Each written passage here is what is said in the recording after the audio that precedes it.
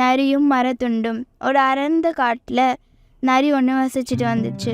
நரி ரொம்பவே தந்திரசாலியாகவும் பிற மிருகங்களை ஏமாத்துற குணமுடையதாகவும் இருந்துட்டு வந்துச்சு.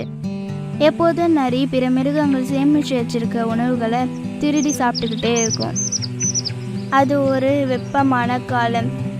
ரொம்பவே சுறுசுறுப்பான விலங்குகள் கூட உணவு கிடைக்காம இருந்துச்சு. அதனால சோம்பேறி நரிக்கும் உணவுகள் திருடுறதுல கஷ்டம் ஏற்பட்டுச்சு. நரி அந்த காடு முழுவதும் எங்கேயாவது சுலபமான உணவுகள் கிடைக்குமா அப்படின்ட்டு சுற்றி திரிஞ்சுக்கிட்டு வந்தது. அப்போது நரி ஒரு பெரிய மரத்தை கடக்க வேண்டி இருந்துச்சு. அந்த மரத்தோடைய அடியில் ஒரு பெரிய பொந்து இருந்துச்சு.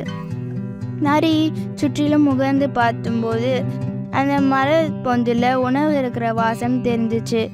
அங்கே மரங்களை வெட்டி வேலை செய்கிற விறகு வெட்டியோடைய உணவு தான் அந்த மரப்பொந்தில் இருந்துச்சு. அந்த பேராசைக்கார நரி ரொம்பவே உற்சாகமாக அந்த மரப்பொந்தில் உள்ளே போயிட்டு உணவுகளை எடுத்து உண்ண துவங்கிடுச்சு. சிறிது நேரத்தில் விறகு வெட்டியோடைய முழு உணவுகளையும் தின்னு தீர்த்துருச்சு.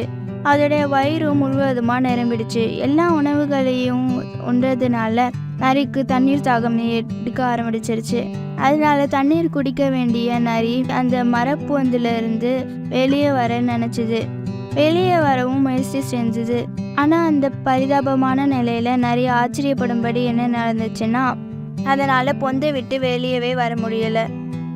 ஏன்னா நரியோடைய வயிறு ரொம்பவே நிரம்பியதுனால அதோடைய வயிறு ரொம்பவே பெருந்து போயிடுச்சு. அந்த பொந்துலேருந்து சுலபமாக அதால் வெளியே வர முடியல. இதனால் இப்போ அந்த நரி தன்னை ரொம்பவே மோசமாக நினச்சிது.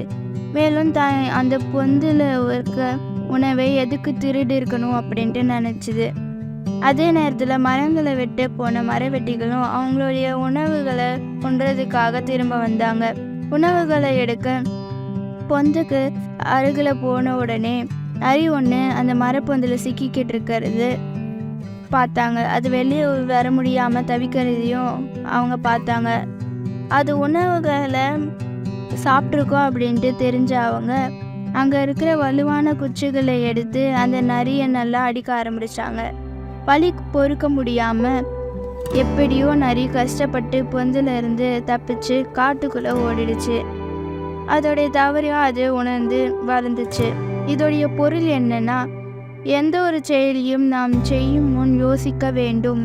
இந்த வீடியோ உங்களுக்கு பிடிச்சிருந்தா லைக் பண்ணுங்க, ஷேர் பண்ணுங்க, சப்ஸ்கிரைப் பண்ணுங்க. தேங்க்யூ.